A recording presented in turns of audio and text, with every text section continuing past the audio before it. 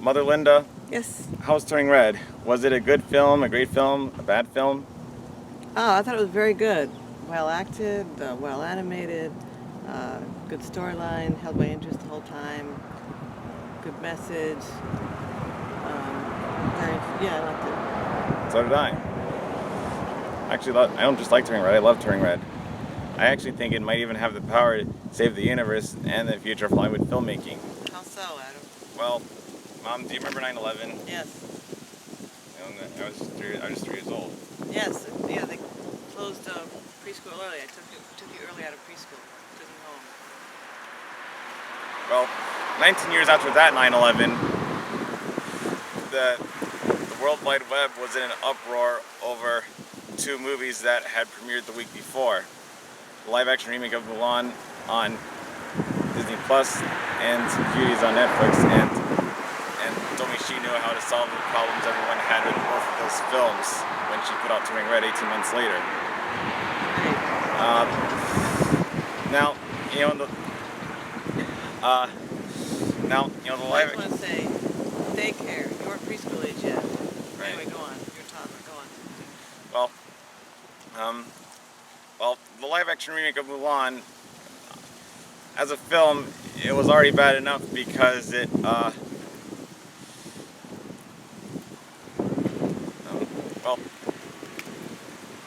a film, the live-action remake of Mulan was already bad enough because it took all the fun energy out of the live-action Mulan took all the fun energy and music out of risks out of the animated Mulan, and they even removed Li Shang and Mushu for nonsense reasons as to not be offensive. You were only taking out the songs and the comic relief characters, really. Made a very serious, dramatic film instead of a musical with a lot of comic relief, right? Right. Look, the only positives I can give the live-action remake of Mulan are that it had some very cool and well-directed and well-choreographed action scenes. Mm-hmm. And they were trying to be closer to the legend, I think. Trying more realistic. Well, I think the main problem where Hua Mulan fails and Hua Mulan succeeded is that Hua Mulan doesn't have to train as hard as the boys with whom she's blending to prove herself to be as skilled as them. She already had a special skill she was hiding in her chi. Right, whereas Hua Mulan she did all that herself. Yeah. She wasn't granted special powers. It was like if she could do it, anyone could. They worked hard. Yeah. Ming-Na Wen actually wanted to play Hua Mulan's mother-in-law in the live-action remake, but she couldn't do that because the 6th season of Agents of S.H.I.E.L.D. kept her away from that, and if she went there, she'd have to leave for a month. So they reached a compromise where Ming-Na Wen would leave Agents of S.H.I.E.L.D. for a week to travel to New Zealand, where the live-action remake of Mulan was being filmed, where she plays an esteemed guest of honor at the end of the story. Yeah, nice compromise, yeah. But then season 7 of Agents of S.H.I.E.L.D. gave Ming-Na Wen something much better in return, because in the second half of Agents of S.H.I.E.L.D.'s 7th and final season, she got to work with Diane Doan. You know who that is, right, Mom? Yeah, she played her daughter in the Descendants movies. Exactly. Yeah, that was real nice for her to be able to do that whole month. 2 months. 2 months with her, right? Right. Yeah, awesome.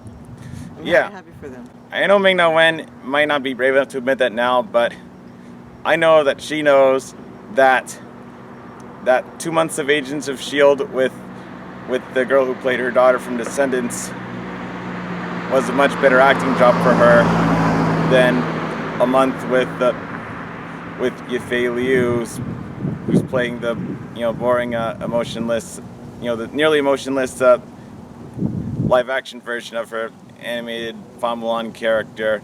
Especially because, and get this, what makes the live-action remake of Mulan even worse behind the scenes is that it got in a lot of trouble. It got a lot of bad public relations for filming 78 seconds in Xinjiang. evil concentration camp, right? Where they have the Uyghurs, yeah. The Muslims. Yifei Liu had the guts to say that she actually supports the Hong Kong police who are trying to push back against protests for democracy, and we can all attack her now. She can't go against China because of the movie, her part in the movie, you know? Well, unlike Yifei Liu, Ming-Na Wen isn't afraid to admit that she actually supports the people in Beijing who are protesting for democracy and not the police who are hurting them. You know, she said that the truth and she believes the truth and goodness of people will win out in these tough times. She's free to say what she really thinks. That's another reason why she should be glad that she didn't spend more time with Yifei Liu than she already did. Why it's actually a blessing why it turns out to be a blessing in disguise that the 6th season of Agents of S.H.I.E.L.D. kept her away from the live-action remake of Mulan, and then the 7th season of Agents of S.H.I.E.L.D. gave her the opportunity of a lifetime to work with the girl who played her animated Fa Mulan character's daughter in Descendants. Yeah, maybe. Yeah, as far as we know, right. And we don't know what goes on behind the scenes, but I want to assume the best. I'm sure Ming-Na Wen, who's I assume the best. plays one of the main cast members of Agents of S.H.I.E.L.D., was also very lucky to work with Dove Cameron for 6 episodes in season 5. Yeah, that's cool too. Yeah. That's after she completed with Little Maddie. When you talk to actors, they almost always say, that they like working with people, that they're working with the other actors, So things are probably fine behind the set. If there's not fine behind the set, then we always have entertainment journalists saying about how there are cat fights or whatever. So even when there was even the tiniest incident gets blown into they had a fight. So we would have heard about it if there wasn't a good on-set experience. I think they were both fine, but it was really nice that she got to act with the actress that played her daughter. It was a nice reunion, sort of Descendants reunion. You know she never acted in Descendants? Right, but she theoretically off screen she was her mother. Oh yes, she was. Yes, right? yes. Off screen she was her mother. That's why I like seeing them together in S.H.I.E.L.D. Exactly. So right, it was an implied reunion. And that kind of also goes for the Mal's actress Dove Cameron. I also like seeing her on screen with Mulan's voice actress. Yeah. Domi Shi can use her power and influence, for good as a Chinese, Canadian, American filmmaker she can show Disney and other major film studios why they can make good movies and TV shows for Chinese audiences, American audiences, and Canadian audiences without censoring them for Chinese audiences, especially not the Chinese Communist Party. Oh, right, yes. Narianne Liu would agree with me on that front because, she said that Disney can make up for its mistake with China by having the guts and bravery to release Kundun, to release Kundun on Disney Plus. It's a movie they had from 1997, and Michael Eisner apologized for it. He apologized for it defended China? Yeah. Oh, okay. And that's why it hasn't been released? It was released back in 1997. It was released, but is it not on Disney Plus? Yeah, that's what I mean. Right. Oh, okay. I see. Well, China's a big country. They got a lot of money to spend. So you offend them, there's money you don't make. So I think they're really just putting money first. They're putting money as a priority, right? Well, they want to sell movies there. They don't want to offend people there, right? Well, some of them just have to figure out how they can still make loads of money in other countries if they can't release them in China. Right. No, you made a good point about Domi Shi. She made a film about Chinese Canadians, and without offending China, that would sell well in Canada, the U.S., China, wherever, right? Yeah. Right? Is that your point? Yeah. Yeah. So she found the solution there. Yeah. And I think Turning Red, Fresh Off the Boat, Mulan, Over the Moon, Abominable, which stars another Agents of S.H.I.E.L.D. star Chloe Bennett, and its follow-up series on Hulu and Peacock. Wait, did they mention Over the Moon? Yeah. Yeah. These are and Fresh Off the Boat. These are all very good examples of films and television shows made for or about 16-year-olds in China that don't just pander to them the way that Anthony Mackie was talking about bad movies that are made exclusively for 16-year-olds in China. Right. Yeah. And you know, and you know what what I think really hurts me extra about Disney's Chinese posters, about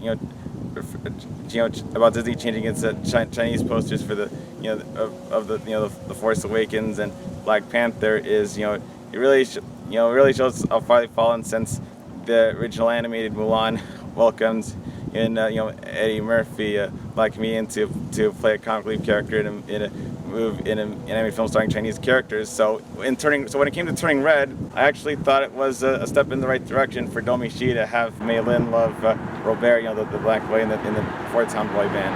Oh, did they censor black characters? I don't know what they. Or what did they do with Star Wars? That's what happened in the Star Wars and Black Panther.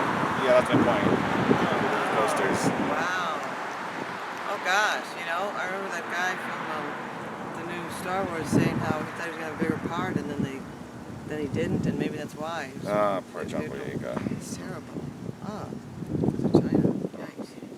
So, what do you think of Turning Red and Mei Lin Robert? Oh, I really like Turning Red. I thought they got around something that could have been problematic by having her dream the guys as mermen. Oh yeah, true. Yeah. Mei Lin's doing it to think about their crushes, to think about their crushes, like the lower halves of their bodies. Yeah, they did a good job showing somebody who's dealing with both her own family and culture of origin, and then the mainstream culture she kind of and trying to assert her own identity and basically bridge the gap between the two. Her mom wanted her to follow her family's way, and she wanted to, kind of expand from that because she's more assimilated to Canadian culture. And wanting to go see wanting to go to a concert. I mean, everyone, what teenager can't relate to that? Anyone who was once a teenager, right? Going to a concert their parents don't want to see them to go to. So the things that she did to want to break out of her family's restrictions or her family's own way was, I think, relatable. Very relatable.